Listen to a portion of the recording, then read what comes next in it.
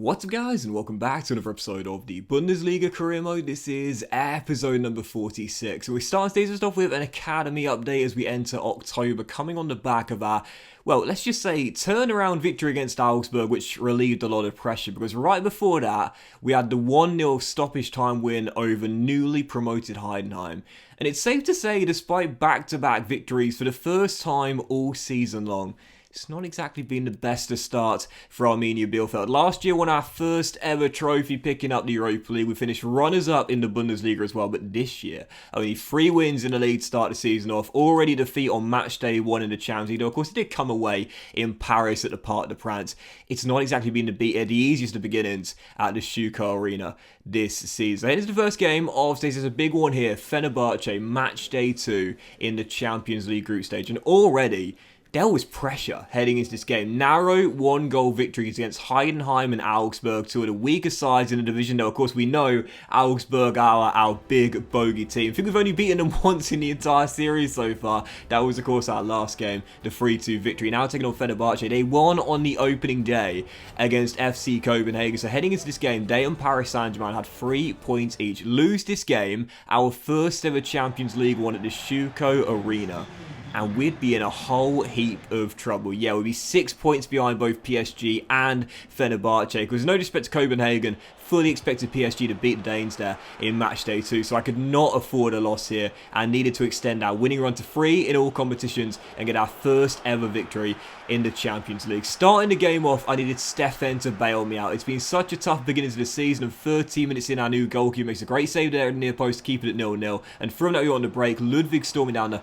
right hand side, rolls it across, Kolo Muani denied as it's still goalless. A draw in this game wouldn't be a bad result, but Fenerbahce away in Turkey is actually match day 6 of the group, and what I really don't want is to head to Turkey away in Fenerbahce. You know, it's a really great atmosphere there, needing a win possibly. So in the first game, with head-to-head being the first decider when points are level, then goal difference second, a win in this one would give us a real breath of relief, a sigh of relief, if you're knowing, we'd have our first win in the Champions League, and a big one against one of the closest threats we'll have to qualify, alongside who we know are the strongest team in the group, PSG. So we took the lead through Marco Ludwig, great goal, but Fenerbahce pegged us back right before the break. Zach Stefan beaten, ball into the bottom corner, it's 1-1, and the Turkish side who had already shown they've got the capability of getting goals and points in this Champions League group found themselves their leveler. After the restart though, I stayed in attack mode. I knew that losing this game would be disastrous, but I really felt as though winning was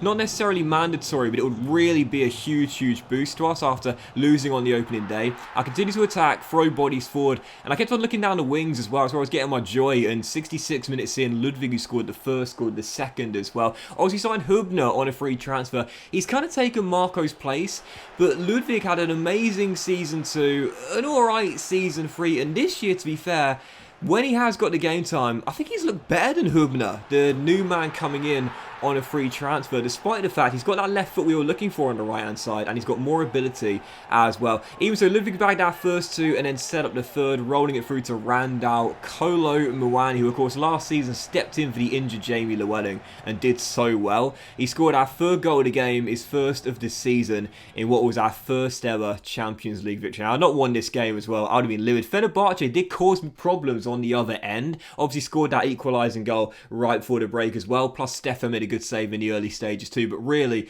played really well in that game, particularly on the offensive end. Just didn't take all the chances I got. In the end, the 3 I did take were enough for us to get our first victory of the group, and it's a big one as well. 3 straight wins in all competitions, first Champions League win with Arminia Bielefeld, and again, because Fenerbahce started off with that win against Copenhagen, I really felt losing that game, we would be in a massive hole, which even just a third of the way through the group, we'd struggle to get out of, knowing we still got to go to Turkey and also host Paris Saint-Germain as well. Still, second game of 4 in today's episode, Eintracht Frankfurt away from home, aiming to make it 4 straight wins in all competitions and extend what has been our best run of this season so far. Fell behind in the first half, and really in this game, despite a great display in midweek at the Stuttgart Arena against the Turkish side Fenerbahce, in this one I never really got going, if I'm being totally honest here. Frankfurt scored the first, almost scored their second for a free kick, and then 10 minutes after the restart we had our first good chance. Kevin Trapp, the long-term Frankfurt shot stopper, made a good save there, keeping it at 1-0. And I just was really really all at sea defensively in this game. Very little organisation in my back line. You saw with the first goal, I brought Stefan out. There was not good enough marking. Little cutback scored there first, and then for the second, I don't know where on earth I was going with Tylo Kera in for Dardai in this game. Yazici all alone in the middle. Simple finish from 8 yards out.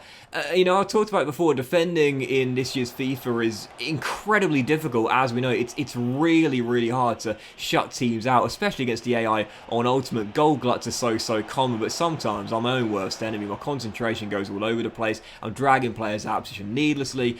I've talked about it before. Never bring your goalkeeper out against the AI on Ultimate. They're too good to let that slip, man. They will exploit you, and in the end, we lost the game by 2-0. Should have got a consolation goal later on through Jamie Llewellyn. Somehow missed the target. Didn't again play too badly when going forward. I had a couple of good chances. I think it was sort of quality over quantity in terms of the opportunities I created in that game. A couple of very good chances, just simply did not take them. That last miss towards the end was a really, really poor finish, but a loss there, and after back-to-back wins in the Bundesliga, it's back to losing ways. A loss at Frankfurt, we failed to score as well as we changed the position of Hubner here. I talked about it before, Ludwig this season being better than Theodore coming in. No, I think it'll be better now. We finally changed him from centre attacking mid to right wing. We're giving the wide winger development plan, get our attacking work rate up to high.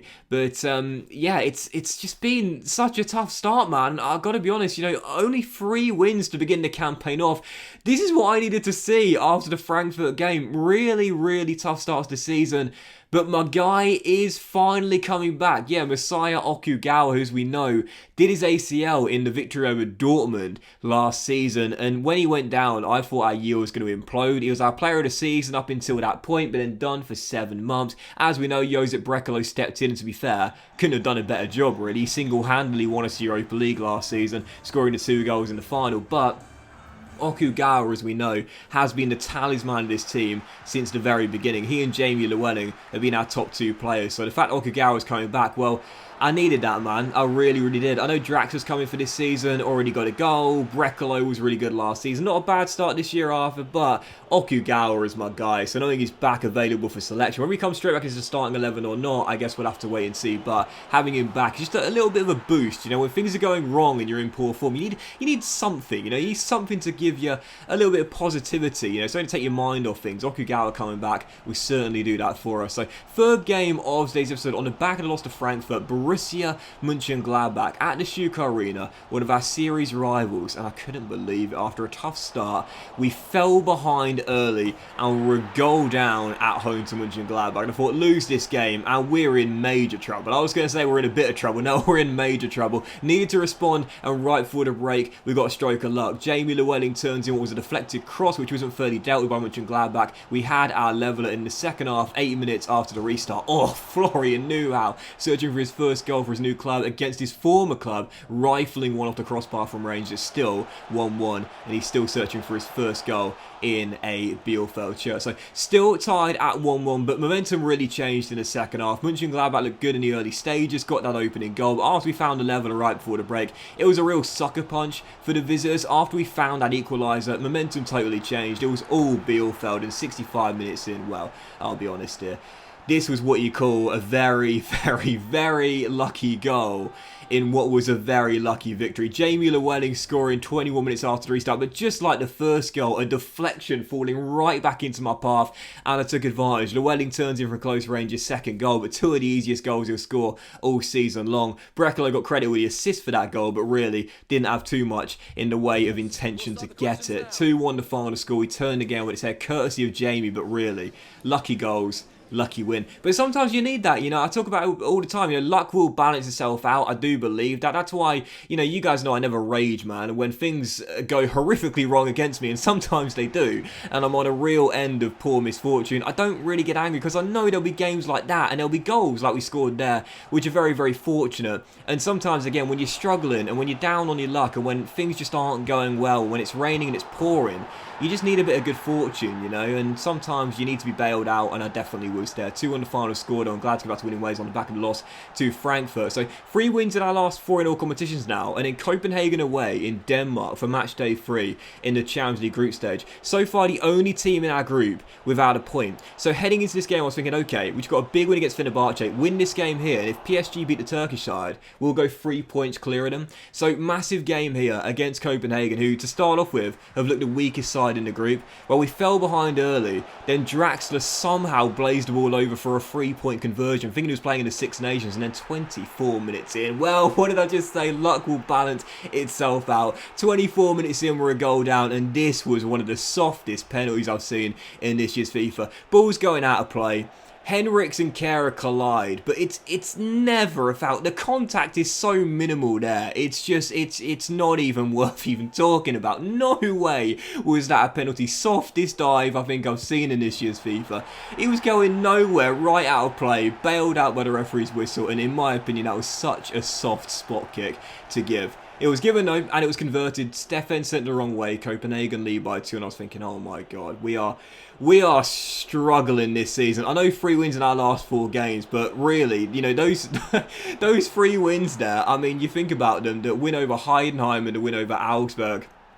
You know, they were 1-goal wins against, you know, teams we should be beating reasonably comfortably. Then the win against Mönchengladbach, that was a game we got so much lucky in that one. Just simply not playing well lately. I don't really know why. I'm just not really playing my best FIFA, to be honest. But we'll get back in the game soon after, get a glimmer of hope. Robin Hack halves the deficit, makes it 2-1. Stepping in from the left, scoring his first goal of the season in all competitions. And then with 5 minutes to go before the break, he turns provider. I've got to be able to start the season off. You know, I talk about sometimes players who start seasons off well and players who catch my eye in the early stages where I give them more game time, but Robin Hack to start the season off has been really poor. I mean, like really poor. I don't know why. With my inside forwards to begin this campaign off, I've just been really struggling to get the best out of them. But in this game, finally I turned up with Robin, got our first goal, and then set up the second for Kolo Muani. 2-2. In the second half, looked for a winner, but sadly just could not find one. Hoffman going close on the edge of the area with 15 minutes to go, but the expression come full time says it all. 2-2 draw away in Copenhagen. Statistically, to start the campaign off, the worst team in the group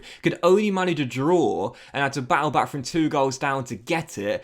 Yes, we've got ourselves out of the rut after a really poor beginning. Good to get a few wins in succession, 3 in a row in all competitions, but it's safe to say after just 1 win in our last 3 now in all competitions, we remain in a bit of trouble. Yes, we're in second place in the group, but only 1 point clear of Fenerbahce and 3 clear of Copenhagen. Halfway through, still half the group remaining. Certainly not guaranteed to be going through at this point. And in the Bundesliga as well, 10th place after our first 8 games. Already 3 defeats and 15 goals conceded to.